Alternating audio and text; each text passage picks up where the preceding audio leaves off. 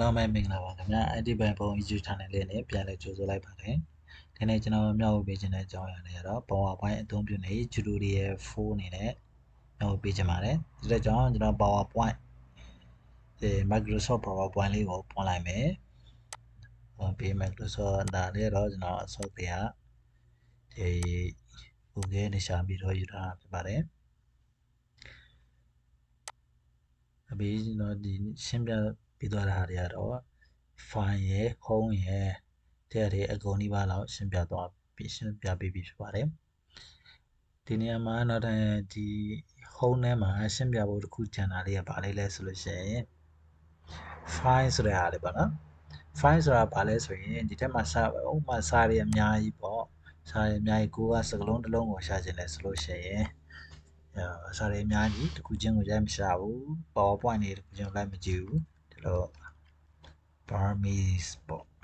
Burmese ဆိုတဲ့စကားလုံးလေးရှိသလားဆိုရှာကြည့်မယ်အဲ့လိုကိုရှာချင်တဲ့စကားလုံးကဒီမှာဒီ PowerPoint number 2မှာ Burmese ဆိုတဲ့စကားလုံးလေးကိုတွေ့တယ်နောက်တစ်ခုရှိသေးလားနောက်တစ်ခုဒီမှာရှိသေးတယ်3မှာလည်း Burmese ဆိုတာတွေ့တယ်ဒီနှစ်ခုတွေ့ရပါအဲ့လိုပဲကိုကရှာချင်တဲ့ဟာလေးတွေကိုလိုက်ရှာလိုက်အောင်ပါပဲအဲ့မှာ PowerPoint 2နဲ့3မှာ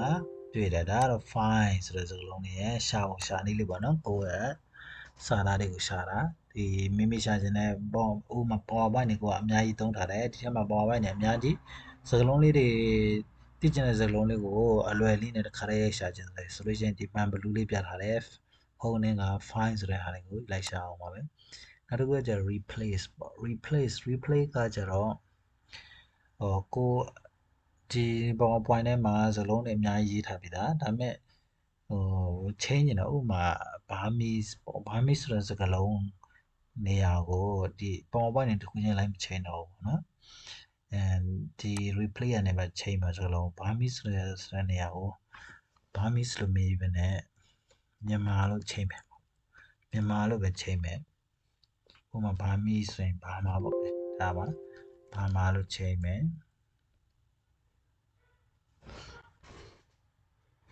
ဘာမှလို့ချိန်လိုက်မယ်ချိန်ပြီဆိုလို့ရှိရင်တော့ဒီမှာပြီးရင် replace all ဒီမှာ PowerPoint has been finished as the presentation two replacements were made မဆာတန်လေးပေါ်လာပြီချိန်ပြီးသွားပြီတဲ့ဒီနှစ်ခုနေရာနှစ်ခုမှာ PowerPoint ထဲမှာနေရာနှစ်ခုမှာသူချိန်ပြီးသွားပြီတဲ့သုံးခုတွေ့တယ်သုံးခုသူကနေသူချိန်သွားမှာပေါ့ဒါကတော့ replace ဆိုတာလေးကိုချိန်ဖို့ချိန်နေဖြစ်ပါတယ်ဒါ select ကတော့ယူရှင်းပါတယ်ဒါလေး select all ဆိုရင်ကောလုံး select ပေးလိုက်တာပေါ့နော် select the object ဆိုလို့ရှိရင်ကိုယ်လိုချင်တဲ့ဟာလေးတွေကိုဒါ select ပေးတာပေါ့ဟုတ်ပြီဒါဆိုလို့ရှိရင်တော့ဒီ home ထဲကဒီဘက်အသုံးပြုကုန်နည်းလေးအကုန်လုံးပြီးသွားပြီဖြစ်ပါတယ်နောက်တစ်ခါအဲ့လိုပြီးသွားတဲ့အခါနောက်တစ်ခါ background ပြောင်းနည်းလေးတွေပေါ့နော် background ပြောင်းနည်းလေးတွေဘယ်လိုပြောင်းမလဲ background ပြောင်းနေဟုတ်ပြီဒီစာရိုက်ထားတယ်ဒီကနောက်ခံ background လေးထည့်ချင်တယ်ပေါ့နော်နောက်ခံ background လေးထည့်ချင်တယ်ဆိုရင်right click လေးတစ်ချက်နှိပ်မယ် right click တစ်ချက်နှိပ်ပြီးဆိုရင်ဒီအောက်မှာ format background ဆိုရှိတယ် format background ကိုသွားမယ်သွားပြီးဆိုလို့ရှိရင် solid fill ဆိုတာတော့ကိုကဒီအောက်ကဒီမျက်နှာတစ်ပြေလုံးကိုပေါ့နော်တစ်ပြေလုံးကိုcolor တွေထည့်တာပေါ့နော်ဥပမာဒီထဲမှာဆိုရင်ဒီအပြောင်လေးထည့်မယ်ဆိုရင်အပြောင်လေးနှိပ်လိုက်ဆိုရင်ကိုလုံးအပြောင်ဖြစ်သွားတယ်ကိုလိုချင်တဲ့အားလေးကိုဒီပဲရွေးလိုက်အောင်ပါနော်ရွေးလိုက်အောင်မယ်ဟိုကဒီထဲမှာမကြိုက်ဘူးဒီထဲမှာယူချင်တယ်ဆိုရင်ရွေးလိုက်အောင်မယ်တရားလေးရွေးလိုက်အောင်ပါနော်ရွေးလိုက်ပြီးဆိုရင်ပြီးပြီဆိုရင် okay ပေးမယ်သူကလည်းသူပြောင်းသွားတာ solid fill ပေါ့နောက်တစ်ခုဘာရှိသေးလဲဆိုရင် gradient fill gradient fill ဆိုတာကကျတော့သူကကိုအယောင်တစ်ခုတည်းတော့မဟုတ်ဘူးပေါ့နော်အယောင်တွေကိုသူကမှုံဝါးလေးတွေလောက်တာပေါ့မှုံဝါးလေးတွေရွေးချယ်တာပေါ့နော်မှုံဝါးလေးတွေရွေးချယ်တယ်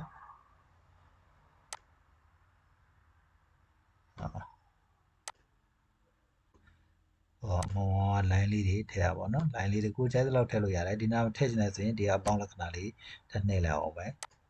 လဲပေါင်းလက္ခဏာလေးနှိပ်လိုက်အောင်မယ်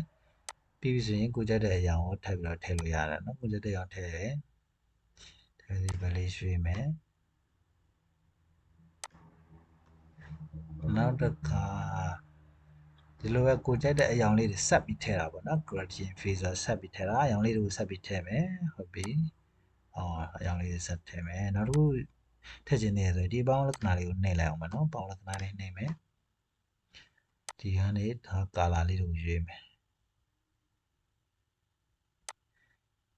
ဟုတ်ပြီဒီလိုလေးတွေကိုကနေကိုအချင်းချင်းဒီနာမှာချိန်ပြီးတော့ပြီးပြီဆိုလို့ရှိရင်တော့ဒါကိုက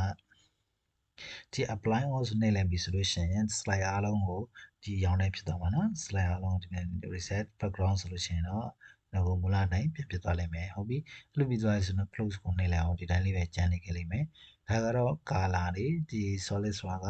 ဒီပြင်ညီလုံးကို color တွေရွေးချယ်တာဒီ gradient phase ဆိုတာကတော့ color တစ်ခုချင်းဒီလို line လေးတွေ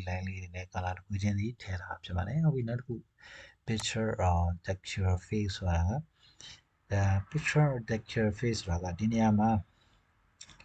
ဒီလိုသူတို့ငကိုးကလေးက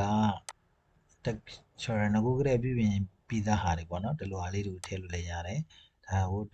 texture လို့ခေါ်ရပါတော့ဟုတ်ပြီအဲ့လိုမှမဟုတ်ဘူးအဲ့လိုမထည့်ချင်ဘူးကိုကဒီလိုထည့်ချင်တယ်ဆိုတော့အကုန်လုံးယူချပြီးထည့်လို့ရတယ်အဲ့လိုမှမဟုတ်ချန်ဒီဓာတ်ပုံတွေထည့်ချင်တယ်ဓာတ်ပုံထည့်ချင်တယ်ဆိုဒီ file ကိုနှိပ်လိုက်အောင်ပဲ file ကိုနှိပ်လိုက်အောင်ပဲ file ကိုနှိပ်ပြီးဆိုရင်ကိုဒီထဲမှာစေထားတဲ့ကိုထည့်ချင်တဲ့ပုံကိုဥပမာကျွန်တော်ဒီပုံလေးတွေရှိလို့ဒီပုံလေးပဲထည့်လိုက်မယ်ဒီပုံလေးကိုထည့်လိုက်ပြီဒီလိုပေါ့မိမိကျန်တဲ့ပုံတွေကိုကိုယ့်အနေကို internet ကရှာပြီး download ယူလို့ရတယ်ဒီထဲမှာနားထဲမှာတင်ထားပြီးတော့မိမိကျန်တဲ့ပုံလေးတွေကိုနောက်ခံ background ကို picture or texture face ဆိုတာလေးကိုနှိပ်လိုက်အောင်မယ်နော်နှိပ်ပြီးဆိုလို့ရှိရင်ဒီအောက်က file ဆိုတဲ့ထဲဝင်မယ်ဝင်ပြီးဆိုရင်ရွေးလိုက်ပြီးနှိပ်လိုက်အောင်မယ်နောက်က background တွေကိုလည်းကိုကဒီမှာဒီမုံဝါးဝါးလေးတွေလောက်ချင်သလားဒီထဲတိုင်းထားချင်သလားကိုကြိုက်သလိုအဆင်ပြေသလိုဒီမှာညှိလို့ရတယ်အဆင်ပြေသလိုညှိလို့ရတယ်စားတဲ့ပုံမှာဆိုလို့မုံဝါးဝါးလေးထားမယ်ဆိုရင်ထားလို့ရတယ်နော်အဲ့ဒီလိုပဲဒီမှာလည်းသူကအတူအရှိဒီဘက်မှာဘယ်ပဲညာပဲထားရတယ်အောက်တွေထက်တွေထားရတယ်ဒီမှာဒါလေးတွေကိုလည်းညှိလို့ရတယ်ညှိပြီးဆိုလို့ရှိရင်တော့ close ကိုနှိပ်လိုက်မယ်ဟိုကအကုန်လုံးကိုဒီမိပြင်စထားတဲ့ PowerPoint ကိုအကုန်လုံးဒီလိုပဲအားလုံးအတူပဲလုပ်ချင်တယ်ဆိုရင် apply to all နှိပ်လိုက်အောင်ပါပဲမကြိုက်ဘူးဆိုလို့ရှိရင်တော့ပြန်ပြချင်တယ်ဆိုရင် reset background နှိပ်လိုက်အောင်ပဲဟုတ်ပြီဒါကတော့picture or texture field ကိုအသုံးပြုနေဖြစ်ပါတယ်နောက်တစ်ခုက pattern field ဆိုတော့ဒီထဲမှာပါတယ်ဟိုအကြောင်းအရာလေးတွေ line လေးတွေ line လေးတွေပေါ့နော်အကြောင်းတန်လေးတွေတိုင်းကိုအသုံးပြုနေလေပေါ့နော်ဒီတဲ့ဒါကတော့ဒီထဲမှာပါပြီးသား line လေးပေါ့ line လေးတွေပါပြီးသား line လေးတွေရွေးပြီးဆိုရင် color လေးတွေကိုယ်တိုင်ကိုစိတ်ကြိုက်ရွေးလို့ရတယ်ကိုကဒီ color မကြိုက်ဘူးကြိုက်တဲ့ color လေးကိုရွေးလို့ရတယ်အဆင်ပြေသလိုရွေးမယ်ပေါ့နော်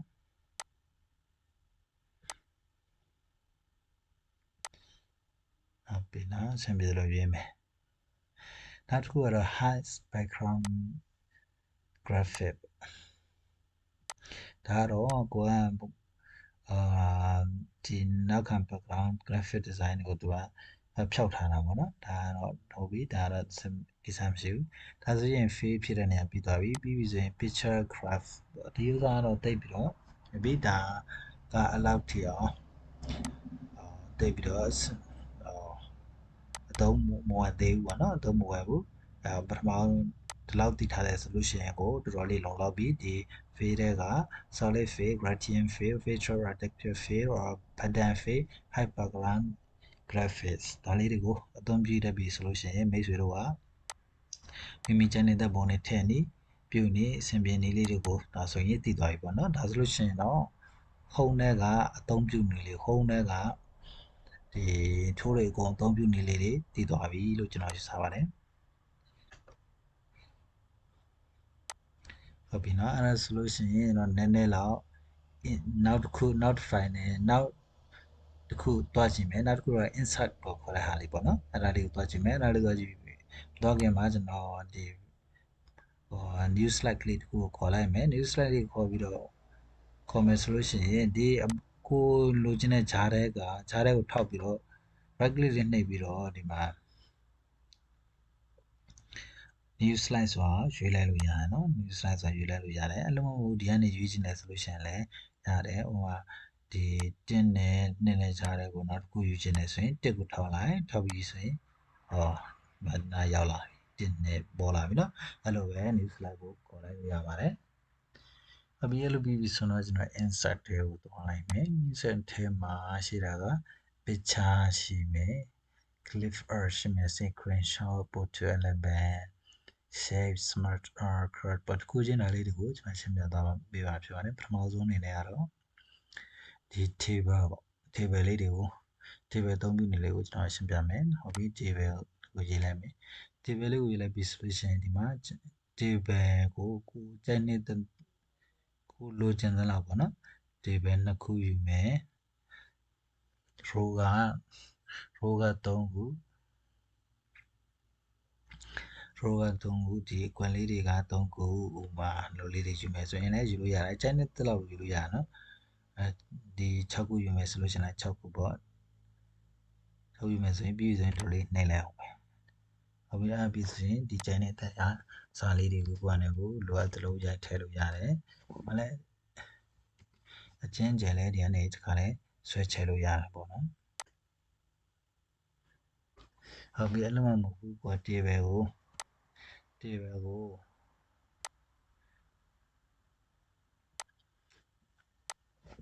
ကိုကိုယ့်အနေကိုစိတ်ကြိတ်ထည့်မယ်ဆိုလဲရတယ်เนาะစိတ်ကြိတ် insert table ဒီလိုနေလိုက်မယ်နေလိုက်ပြီးတော့ဒီမှာ number of column လေးတွေက5ခု number rowက2ခုလေဟုတ်ပြီဟုတ် column လေးတွေကအကွက်ကလေးတွေပြောပါเนาะအကွက်လေးတွေကကျွန်တော်4ခုပဲယူမယ် row က9ခုယူမယ်ဟုတ်ပြီအဲ့ဒါလေးအဲ့လိုပြီးပြီဆိုလို့ရှိရင်တော့ကိုကြိုက်တဲ့ column ဘယ်နှခု row ဘယ်နှခုကြိုက်တယ်လို့လုပ်လို့ရတယ်ဟုတ်ပြီဒါဆိုလို့ရှိရင်ဟောဒီမှာပြီးသွားရင်เนาะဒါခုနကတော့ကိုကနေကိုစိတ်ကြိုက်တိဆောက်လာပါเนาะဒါဒီပုံကတော့အယောင်လေးပြောင်းလို့ရတယ်เนาะပုံနေတဲ့အယောင်လေးတွေပြောင်းမယ်အဲ့လိုမှမဟုတ်ဘူးเนาะတစ်ခုပေါ့เนาะဒီ table လေးအသုံးပြုနေကိုကဟိုဒီနားလေးမှာကိုခေါင်းစဉ်လေးဥမာထည့်ချင်တယ်ခေါင်းစဉ်လေးထည့်ပြီးတော့ခေါင်းစဉ်လေးကအကွက်လေးလေးကြည့်ချင်တယ်ဒါဆိုလို့ရှိရင်ကိုကနေကိုဒီ table လေးဝင်မယ်ဝင်ပြီးဆိုရင် draw table ဆိုကိုကနေကိုရေးဆွဲလိုက်တာဒီနားလေးကနေကျွန်တော် table လေးရေးဆွဲလိုက်မယ်ဆိုရင်တော့ဒီကောင်လေးကိုခဏဖြတ်လိုက်မယ်ခက်ခွန်လေးဖြတ်လိုက်မယ်draw table လေးကိုဆွဲမှာပေါ့နော်ခေါင်းစဉ်လေးတက်ချင်မှာပေါ့နော်ဥမာခေါင်းစဉ်လေးတက်မယ်ခေါင်းစဉ်လေးတက်ချင်တော့ကြီးလေးပေါ့နော်ဒီမှာဒါဆိုရင်ပြီးသွားပြီအဲ့ဒါဆိုရင်ပြီးသွားပြီဒါတော့မှာ Microsoft ပေါ့ Microsoft PowerPoint